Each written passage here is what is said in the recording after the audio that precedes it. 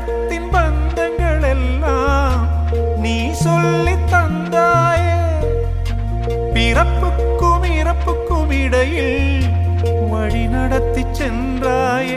உனக்கே ஓர் தொட்டில் கட்டி நானே தாயாய் மாறிட வேண்டும். ஆராரிராரோ நான் இங்கே பாட, தாயே நீ கண்ணுறங்கு என்னோட மடி சாய்ந்து.